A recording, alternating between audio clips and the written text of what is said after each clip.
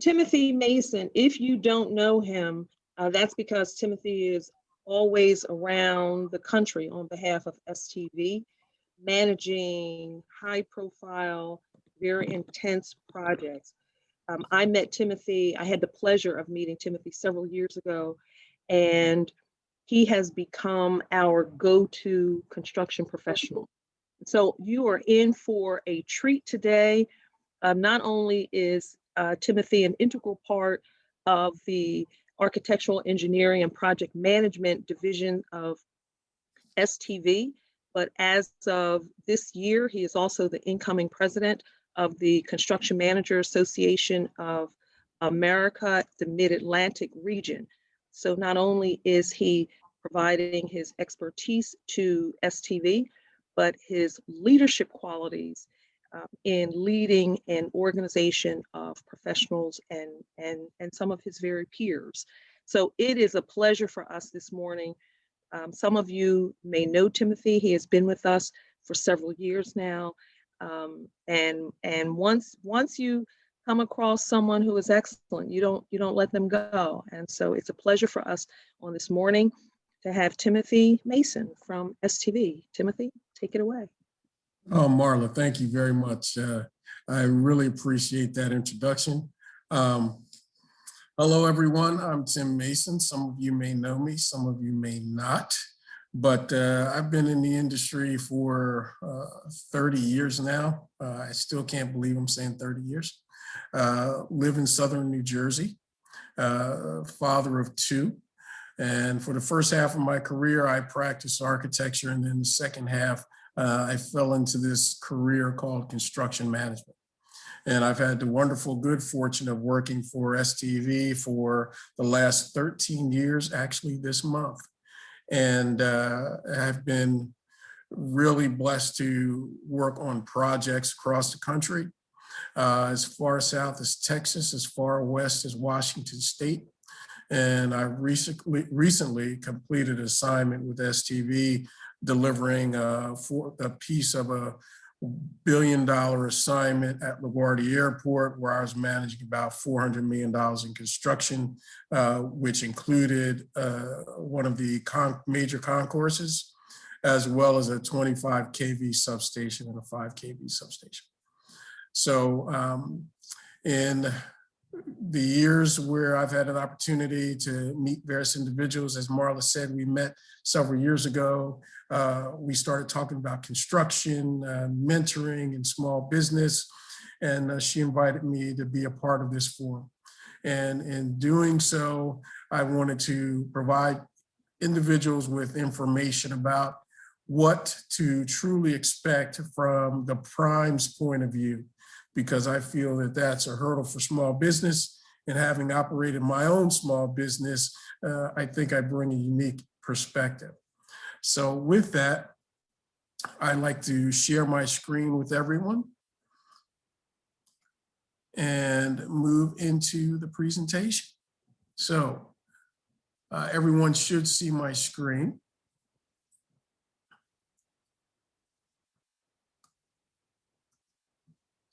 So the learning objectives for today: what the prime consultant expects. We want to make sure that you have a clear understanding of how to prepare yourselves for dealing with the top tier primes and putting together your proposals and knowing how to respond. And this is tilted toward a construction perspective, but I believe it can help individuals who are in retail and other professional services. Now, what do you do first? This is extremely important. A lot of folks don't think about their opportunities to sell themselves in the project until after the RFP comes out. But that process actually starts long before the RFP comes out.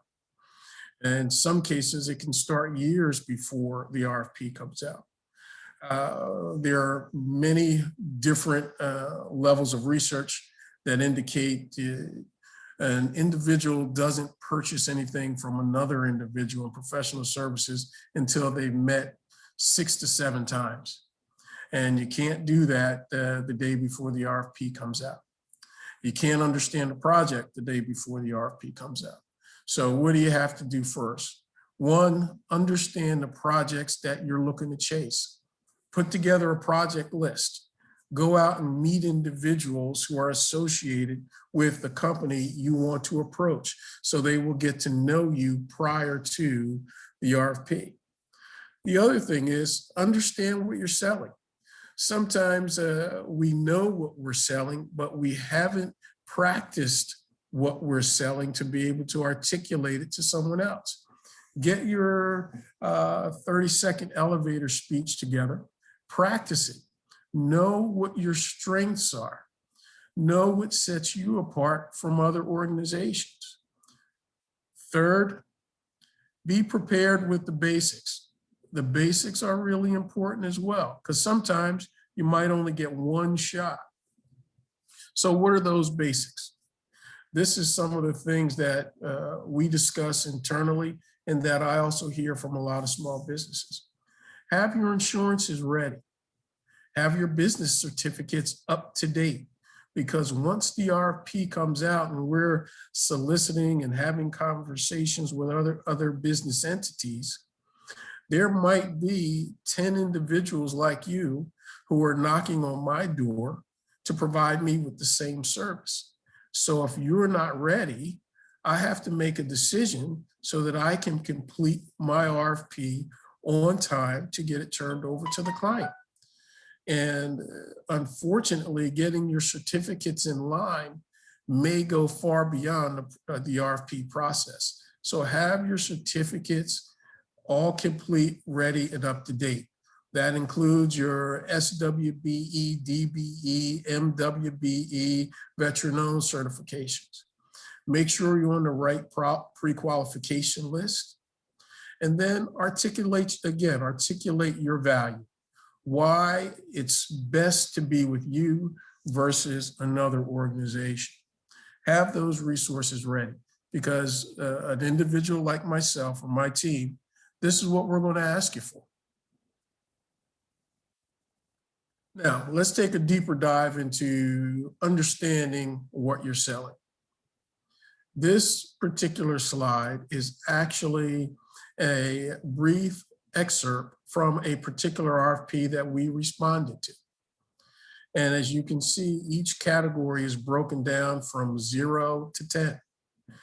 We, in my business, I want to get all 10s, because the difference, especially in a qualifications-based selection, could be 1 point.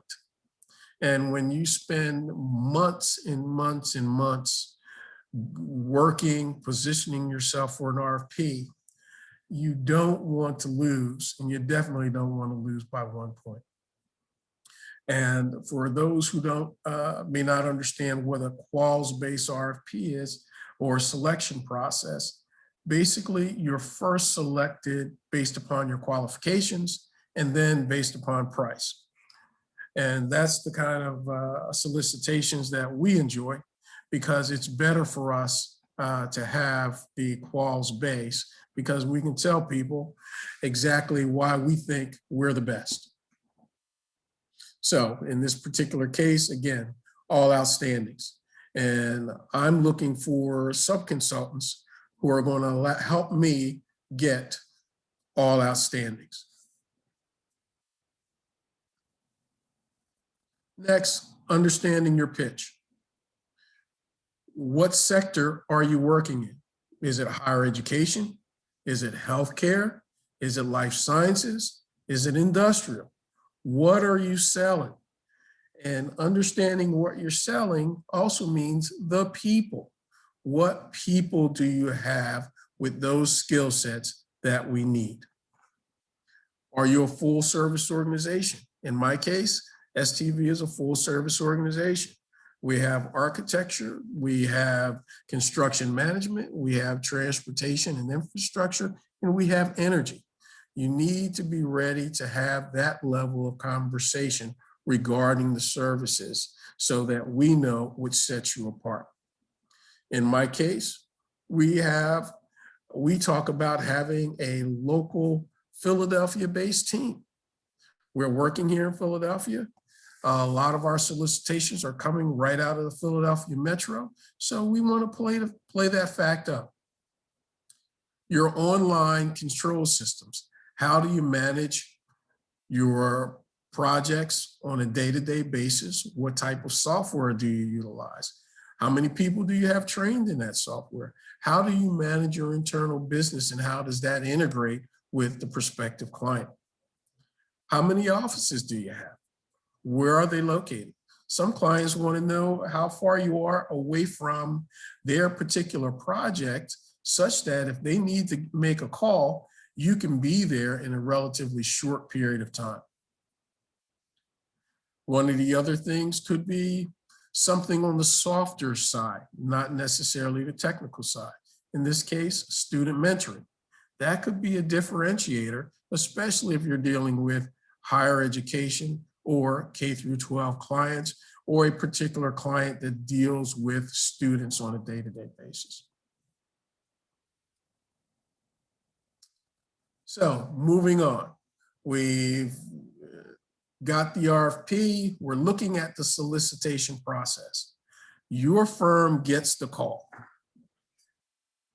What do you do first? Make sure that you've gotten a copy and have read the RFP cover to cover. There's a lot of information in the RFP that's going to affect your business. And if this is a particular assignment that lasts for a year, 2 years, 3 years, you are going to be bound by the elements of that contract for that period of time. So understand what you're signing up for. Ask the questions. Next, ask for a draft copy of your subcontract agreement. Why is this important? Again, many contracts and RFPs are trickle down. So that means what I have to live by as a prime, you have to live by as a sub. And in some cases, the client will include by reference the RFP. So what's promised in the RFP also becomes part of the subcontract. So make sure you get it, get a copy of it, read it, understand it. Have a conversation with your prime about provisions that may not be totally acceptable to your business, and make a judgment call. We're always open to talk. In some cases, we might not be able to make a change, but you don't know until you ask. Understand your role on the project. Understand the duration of the project. Understand how long you have to maintain documentation after the project has completed. How long you have to maintain your insurances after the project has completed. Because if you don't understand that, and your insurance costs you, pick a number, say, an additional $200 a month, and maybe you have to keep your documentation and insurances up to 3 years after the project is complete, that $200 a month now turns into real money. So make sure you understand the duration of the project and how long you have to maintain documents for access, etc. Next, understand your billable rate. Try to understand the prime's billable rate, because you want to know how you're getting paid. You want to know what costs are reimbursable, because if you don't find those things out, all of this affects how you do your business. And one of the most important things, always respond in writing. Always, always, always. Document, document, document.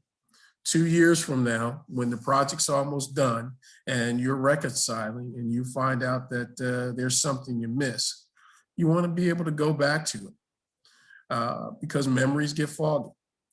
And next, always be timely. Respond in 24 hours or less. I try to think of it this way. You got a person like me, you wake up in the morning, you start your day, you got a ton of things on your plate. You're going to be working late into the evening, trying to get proposals done. You have your family life that you're working around. You have your children that you're working around, and your deadline is not going to change. As a result, you have to make sure you have your things in a timely fashion, such that an individual like me, when I'm working late trying to get something done, I have it. And I have that information ready for my team, who's also working, trying to get this done and working through their schedules. Because if I call you and say I need and request information and you're not able to provide it, it's not only me that you're affecting, it's my entire team. And when you're affecting my entire team, it's not just the team of individuals working for STV, it's also the rest of my sub-consultant team, because we're all depending on you to provide your information so that we can meet our deadline and have an opportunity to win the project. So it's not just about your organization, it's about everybody involved in the process.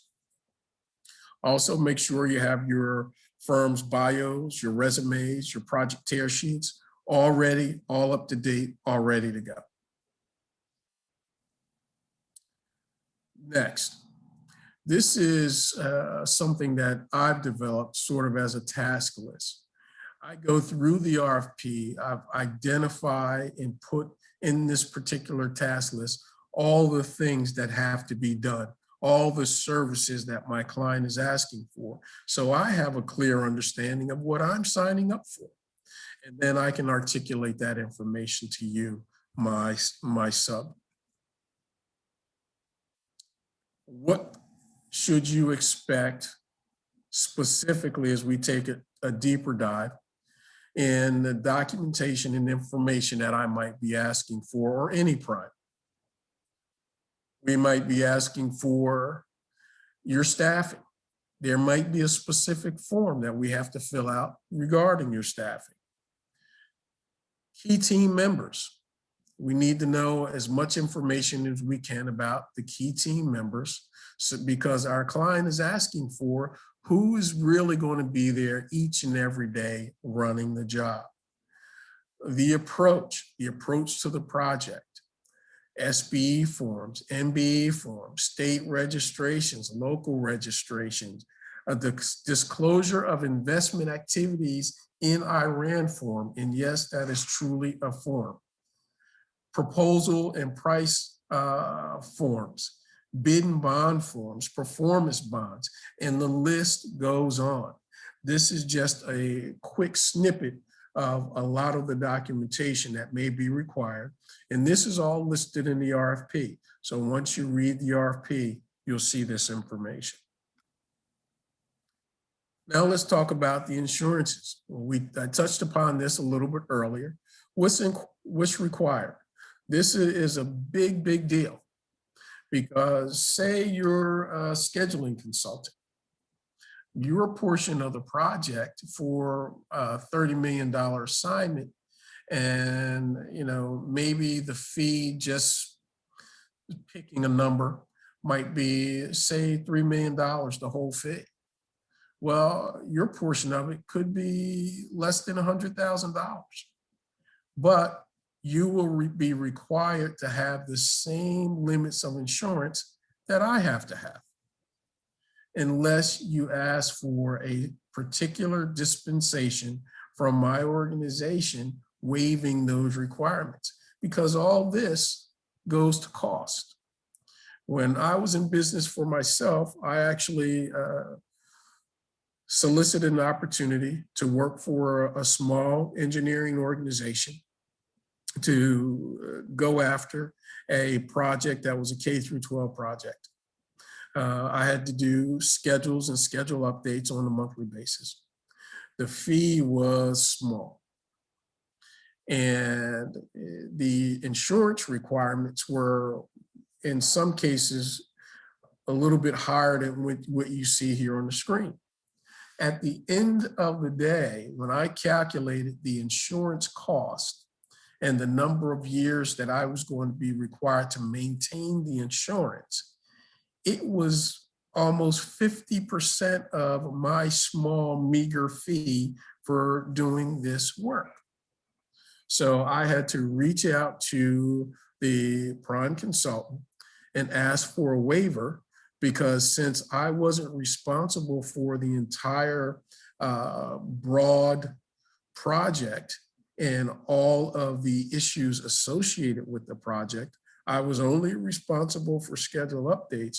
It didn't make sense to me for the small fee that I was receiving to have to maintain the heavy levels of insurance as required. So I asked for indemnification and also for smaller limits that were actually in line with the services I was providing. So take some time, read the insurance, understand, and most importantly, understand the cost. Now, we've gotten through the solicitation. We've gotten through the fact that you've gotten the call. Now, we've gotten shortlisted. We're going to the interview. This is the exciting part. We're there. We got a chance to say how wonderful we are and hopefully get the client to agree so they'll select us. Here, be ready to participate. I can't tell you how many times we've gotten shortlisted, we pick up the phone, we call a sub, we ask for the key individual, and they're not available to participate in the interview. That can be the kiss of death, because the client wants to see the individuals who are actually going to do the work. Even in this Zoom environment, the client wants to see the individuals. So make sure that you're ready to participate. If the key individual is not able to participate, you as the owner must, because at the end of the day, you're building a relationship throughout this entire process, and you want that relationship to be strong so that each time someone like me is looking for a sub-consultant, you're the first person that comes to mind, not the last. So have your staff available. Make sure they understand the role on the project. Make sure they're ready to support the prime consultant. The interview process is not about your firm. It's about the team and the prime consultant. So play your role so that collectively you can win the assignment. Next, you've gone through the interview. Now, what happens after the interview? There are only two things that are going to happen. Either you're going to win or you're going to lose. And it's nice being on the winning side. Actually, it's great. But even if you lose the opportunity, there's still some work to be done.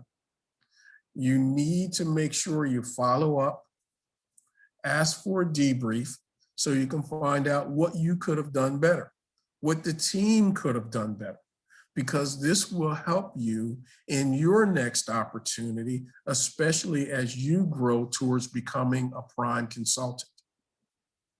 Stay in contact with the organization. Make sure you're following up every couple of months saying how you're doing. Because when an RFP comes out, you want to be the firm that's top of mind for a particular individual who's looking for a sub-consultant. Because remember, there are a bunch of organizations out there. There are a bunch of organizations like STV who offer these services. You want the client, in this case, your prime, to think about you first. Next, what happens if you win? If you win, after you pop the cork of champagne, make sure you get a copy of the subcontract. Make sure that that subcontract is the same contract and hasn't been modified that you read before, and be prepared to sign it. In many cases, the clock begins to tick based at the start of the notification. And we have to turn those contracts around in days. and we don't want to be late turning around our contracts. So you may not have the time to now read through the contracts, consult with your attorneys and so forth, and still get me back a signed contract in 2 days. So again, read the subcontract ahead of time. As soon as you find out that you won, get another copy to make sure it's identical to what you read before, and then be prepared to sign. Forward all of your insurance certificates immediately, because those have to be attached to the subcontract. And then ask for a kickoff meeting with your prime. You want to ask for a kickoff meeting because you want to make sure that the expectations have not changed. You want to make sure you understand the deliverables you have to provide and when. You want to make sure that you're not a hindrance or delay and you're helping the team meet the schedule. If you do not, then the prime, if there's an issue, will look at you and will ask some very tough questions. And those are questions you don't want to have asked when you're trying to build a relationship that will last far into the future.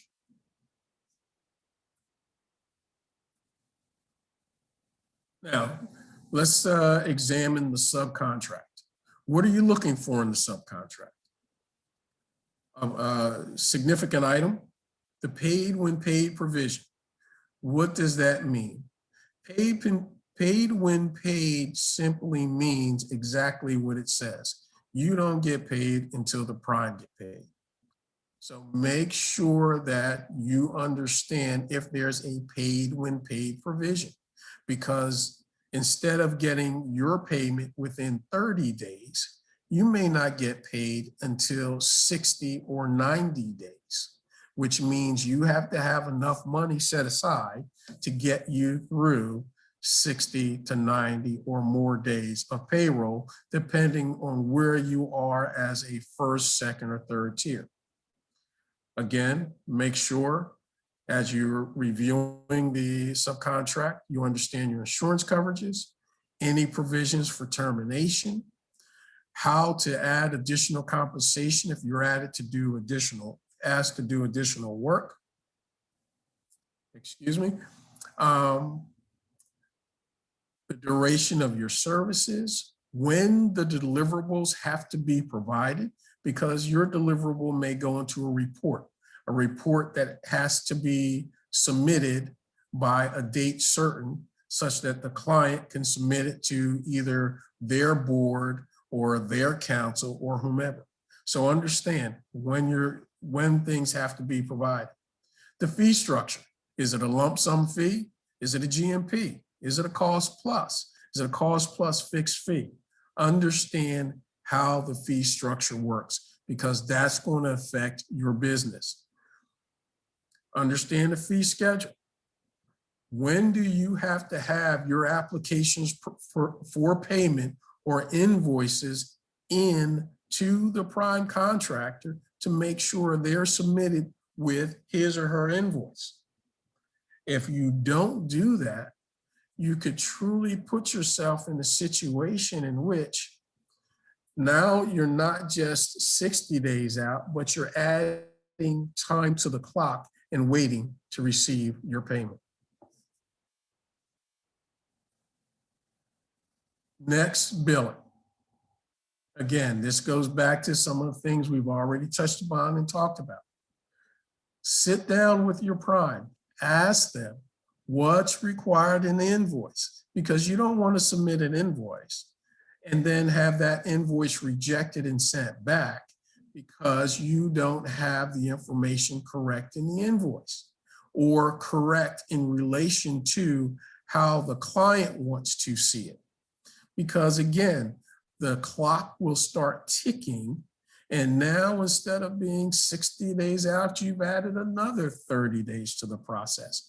And the process will continue to add time. That time will continue to build up. And before you know it, it's taking you 6 months to get paid. So understand what's required in the invoice, how it needs to be formatted, what the client's billing schedule is, what the prime's billing schedule is, because there might be two different schedules, and how long it takes to process the payment, so you understand how far you're going to be out in meeting your financial obligations. So with that, that concludes what the prime consultant expects. So I'm open. Let's, if there are any questions, please. Thank you. Any questions out there?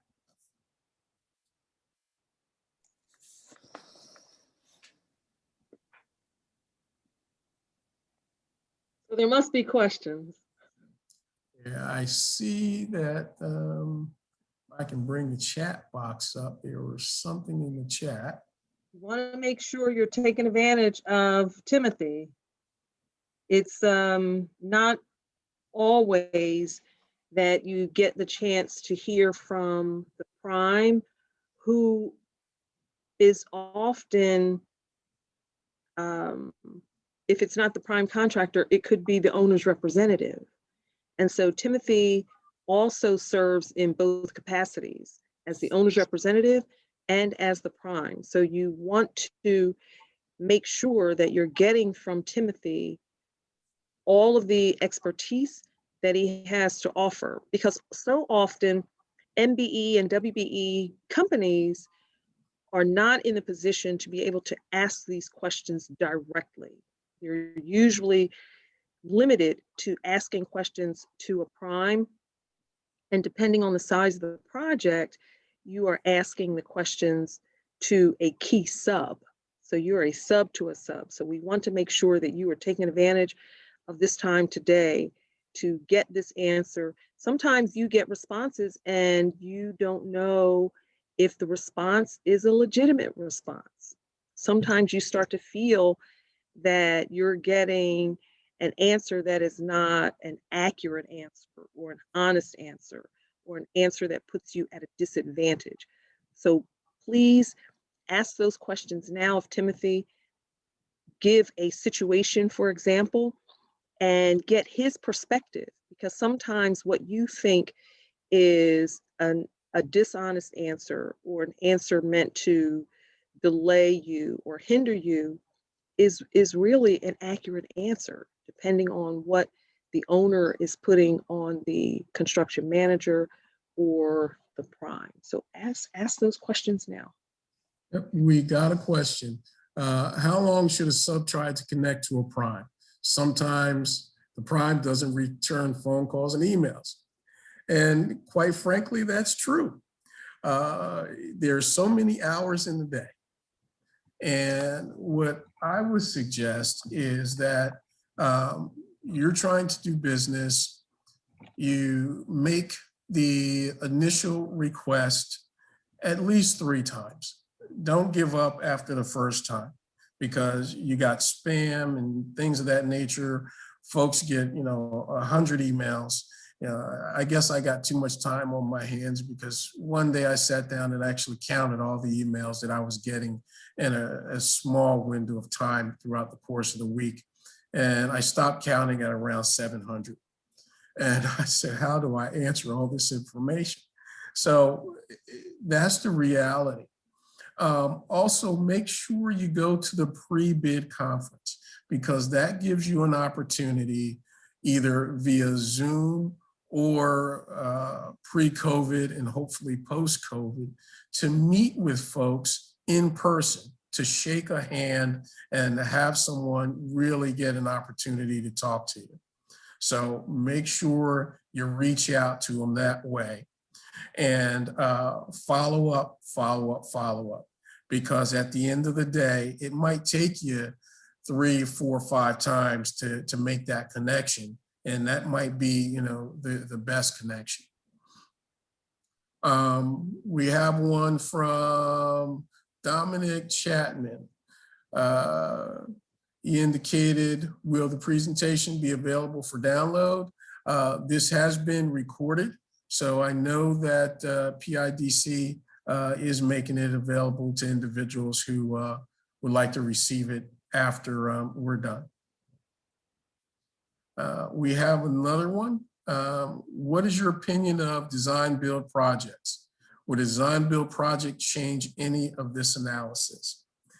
Actually, the design build really doesn't change much of this analysis at all, because at the end of the day, a particular contractor is going to solicit your services. Now, you may or may not get an RFP. They may call you directly and ask you to be on the team, or they may send you a copy of their solicitation in order for you to review it, because they're looking at 3 or 4 of your competitors along with yourself. So in my view, you're still going to have a subcontract. You're still going to have insurances. You're still going to have to, in some cases, go to an interview, because the design builder is not the only design builder being solicited for the opportunity. So I think the analysis, pretty much with a few tweaks, is about the same. So do we have any more questions? Don't be shy. Don't be shy. You know, again, we are very fortunate. Timothy, if last year, so Timothy has been working with us for several years now, and on last year he was unable to make it at the last minute because of the big project at LaGuardia Airport. So we're just fortunate this year that because there have been some changes within STV and changes within the responsibilities of Timothy. So as he moves through the organization, we are fortunate that he makes the commitment, but you never know on a day-to-day basis with projects his availability. So we are very, very fortunate to be able to have him back again with us on this year. Ask your questions. It's not often that you get these kinds of forums. And one of the things that we have been especially appreciative of is Timothy really brings you the perspective as a minority contractor or a woman-owned contractor, because he, as a minority himself, understands some of those challenges that contractors go through, especially minority contractors, especially women-owned contractors. So some of the things that occur to you are not just in your head. You're not just imagining those things. And so as a person of color, there is a connection that he is able to make. And so he has lived those same experiences that you have lived. And so to be able to have him share that information is really a godsend for us. Otherwise, we think we might know, we guess we might know, we're not sure, but to have someone like Timothy come in and share that information really gives us the true bird's eye view of what's going on. So please make sure we have Timothy. We're not gonna keep Timothy on if you don't have any questions. We are scheduled until 10:30. It is 9:46, so we don't want to keep him or you here unnecessarily. So let's go through this one more time. If there is a particular topic or subject that Timothy mentioned that you need clarity, or you want to confirm what you heard is actually what he said, ask us now. Use the raise hand function and we will unmute you and let you ask the question directly.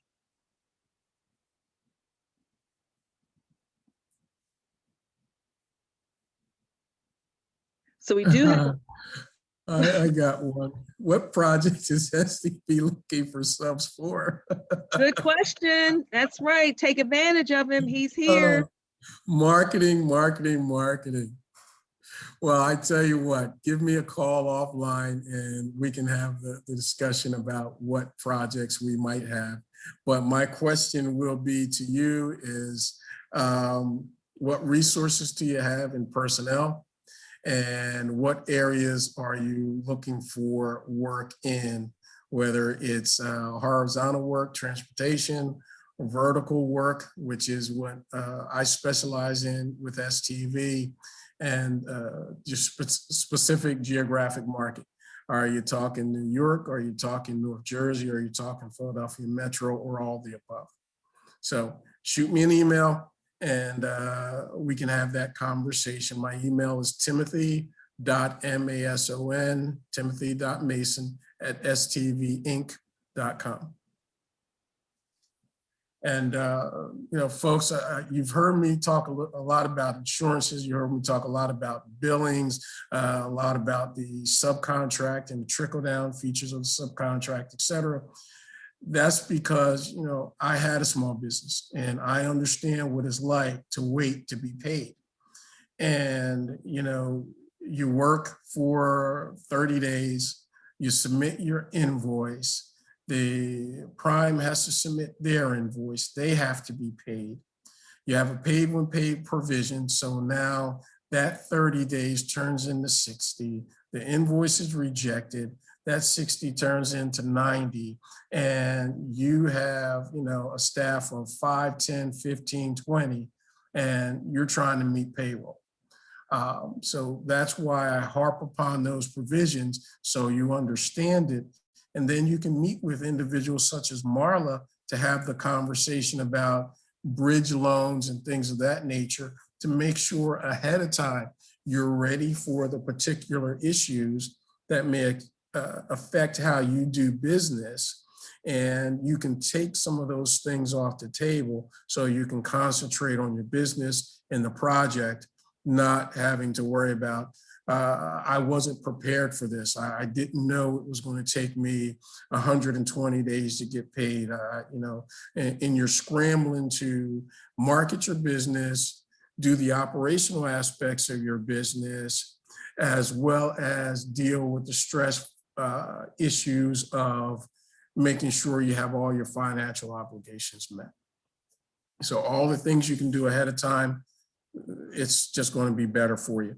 And understanding what we need as prime consultants really will set you apart, because now we know you're dependable and we can keep calling you and you'll become, the go-to persons for some of the consultants.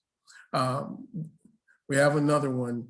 I live in York, PA, and diversity and inclusion doesn't exist here. There are no Black primes and the municipality does not have any policy in place. How would you recommend growing my business considering these systemic obstacles? Well, there's a couple of ways to grow your business. One, you might consider that you have to work outside of York. York is, I used to live in Mechanicsburg, worked in Harrisburg. My wife had worked in Lancaster, so I know that area a little bit. You might have to look at branching out, because you're closer to Maryland, actually, than you are Philadelphia in some respects. So you might look at branching out into the Maryland area geographically. The other thing is, which is the hard part, even though there may not be minority considerations, you have a service and your service is a quality service. And you might have to make the hard choice of going in, having the conversation, and simply selling your business despite certifications or no certifications. And the other thing you may consider, because I'm not sure what your business is government contracting as well, because you can do that anywhere. It's not just a municipality, it's the state, it's the federal government. So those are the three things that I would say that you may want to consider. Don't sell yourself short. Maybe you are a minority, maybe you are a women-owned business, but you are a business.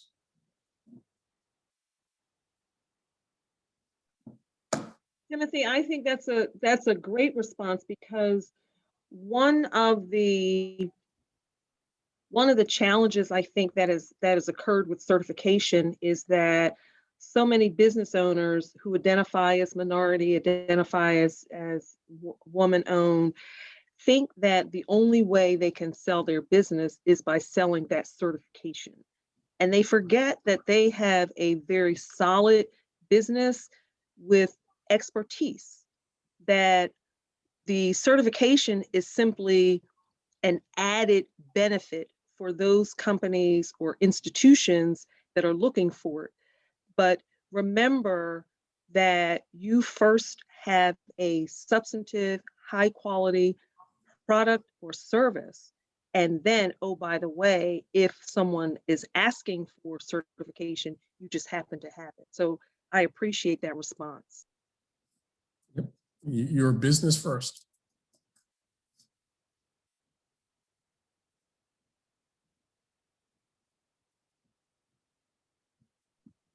Timothy, did we answer the question, how long should a sub try to connect to a prime? Some primes sometimes do not return calls or emails.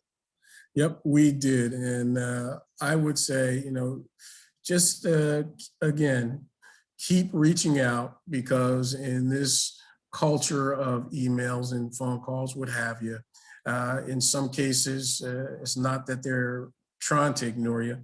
It's just a lot that's going on within the day. And also make sure you attend the pre-proposal meetings, because then you have an opportunity to meet with that particular prime or sub in person, and you get a chance to shake a hand and reconnect using some FaceTime. And also be a part of venues such as this and industry organizations and networking sessions, because again, you are bringing information, you're bringing yourself. And one thing I didn't mention earlier is, if you are aware of an opportunity, bring that opportunity to your prime, because it's appreciated.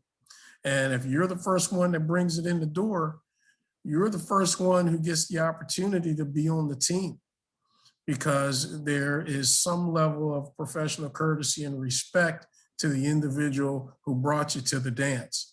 So, if you come to me and you have an opportunity and it's one I hadn't been tracking, or you reminded me of one, then, in short, from a professional standpoint, I owe you one. So I'm going to do what I can to make sure you're on my team, especially if you have those things that are necessary to make sure that I'm rated as highly as possible in regard to the client's selection process.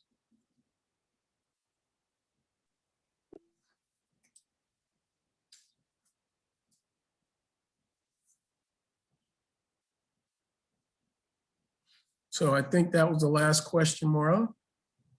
Okay, one of the things I want to mention, on last Tuesday, we did a webinar, Sales to the Left, Marketing to the Right.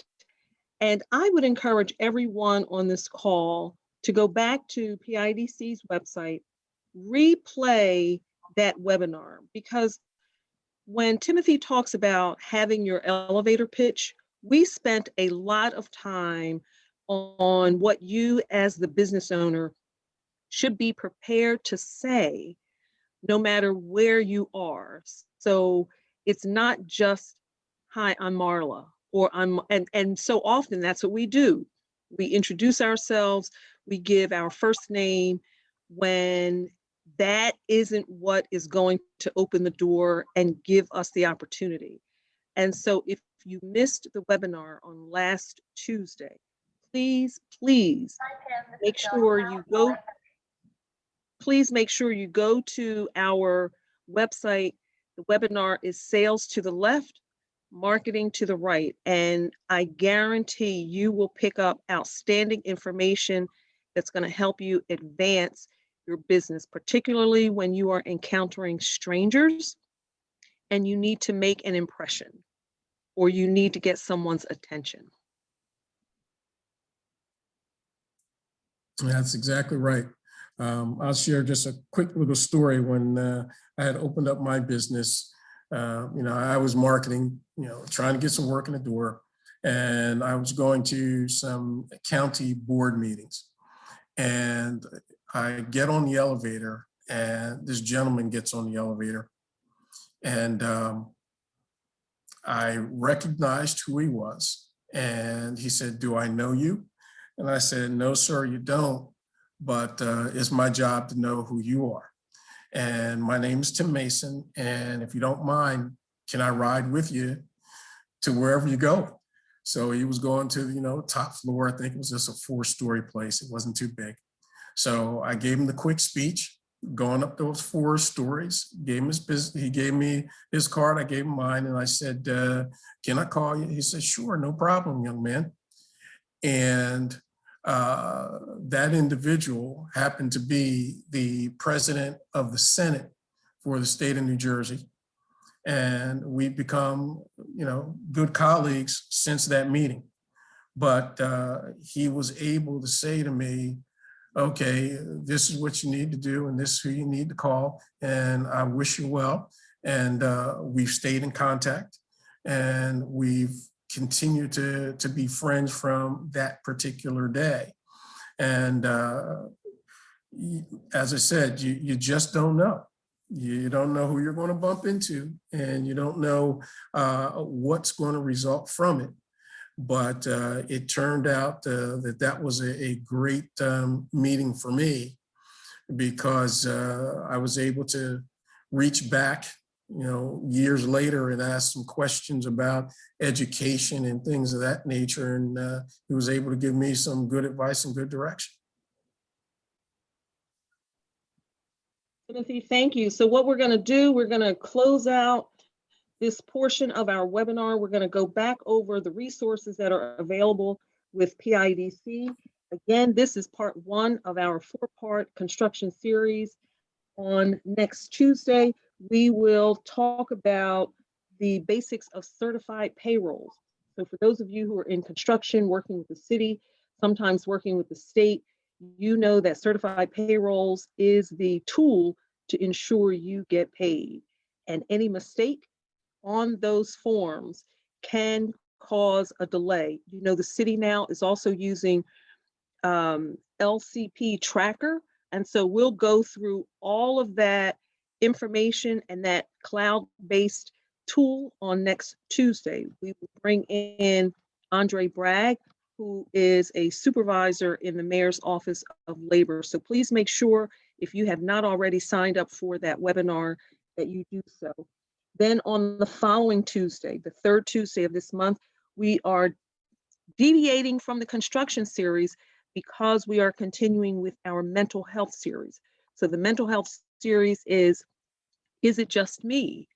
And we're here to tell you, no, it's not just you. And so in part 5, this has been a 6-part series. In part 5, we are addressing behavioral health for you and your loved ones during this time of COVID-19 and civil unrest. So please make sure you have signed up, not just for you as the business owner, your employees, sometimes friends and family, but all of this is meant to address the real impact of this time on individuals mentally, emotionally, psychologically. So please make sure you sign up for that. On the next day, on Wednesday the 17th, we are again partnering with the Small Business Administration. We will bring back our partners who will talk about the Paycheck Protection Program. For those of you who have not yet signed up for that, PIDC has partnered with 2 organizations to help facilitate your application. We will send you that information, those links. We are partnering with Lendistry. So if you submitted a grant application to the state, when in 2020, the state had the grant program and Lendistry was receiving those applications. We are again partnering with Lendistry for you to submit your application.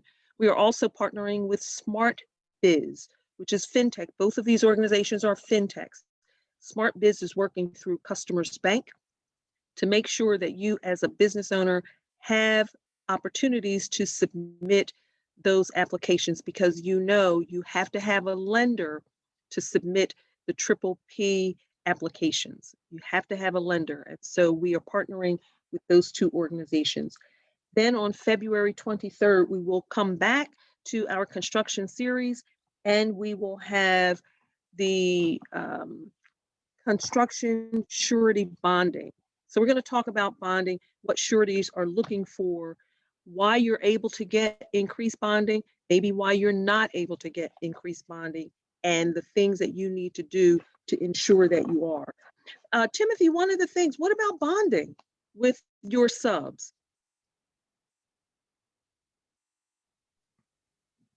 Well, with my subs, since we are construction managers, owners' representatives, we really don't require bonding for our subconsultants, which is a plus for folks doing business with us. However, in the general contracting arena, design build arena, bonding is pretty much required 100%. And you have to make sure that you actually have the capacity to respond to a particular bid solicitation and provide the bonding that's necessary. So that means making sure that your credit is at a particular level so you can get the bonding that you need, making sure that they're working with individuals such as yourself to make sure they have the financial capacity, and also delivering the projects and delivering them on time so that your bond doesn't have to be called and you end up getting a black mark because you weren't able to perform.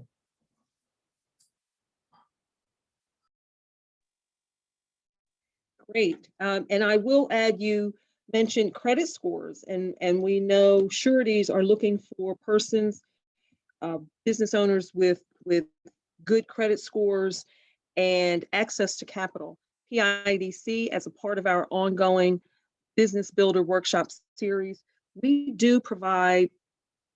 have a partnership with Clarify, which is a credit correction nonprofit here in Philadelphia. Each fall, we sponsor a 6-month program just for entrepreneurs who need to increase their credit scores. And so if you are interested, we first focus on PIDC clients, and then if we have other space, we do accept non-PIDC clients. But the idea is, over a 6-month period, you get a coach who works with you, and you get a credit counselor who works with you. And the result is increased credit scores, and increased credit scores mean so much for a business owner and enable you to open so many doors. The next thing that Timothy mentioned was access to capital.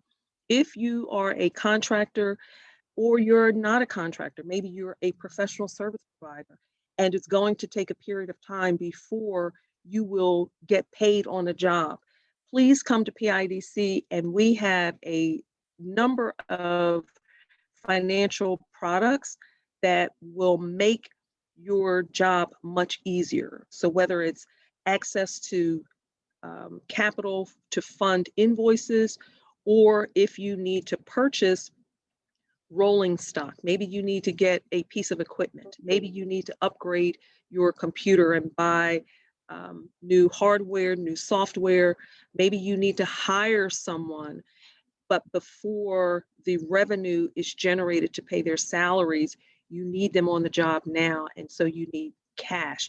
We can help you in all of those areas. So please, I will put my email address in the chat.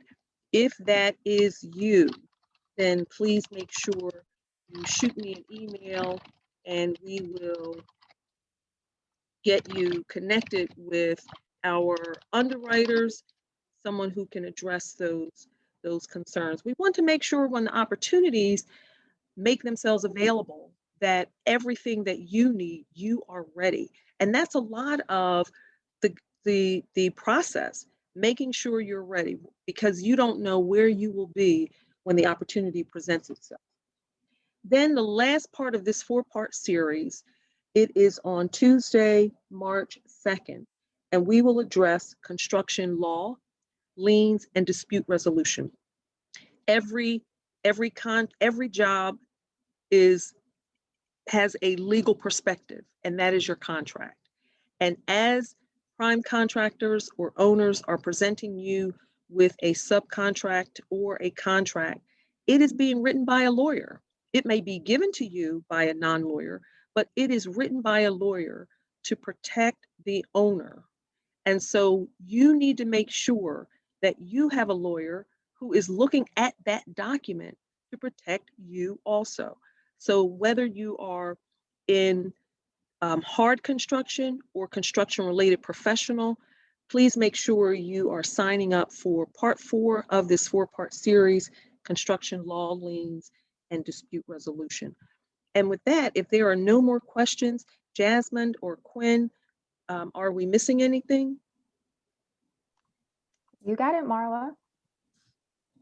Great. So we did get a lot of questions about today's presentation being available. Jasmine has put into the chat the link for today's presentation. We will have it on our website. Just give us a few days, in about 5 days, so the end of this week or the beginning of next week, it will be available to you. And with that, if there are no more questions, we thank you all so much for coming. We hope and that this information was relevant to you, that it's useful for you. If you have other subjects that you need information, please send us an email about those topics.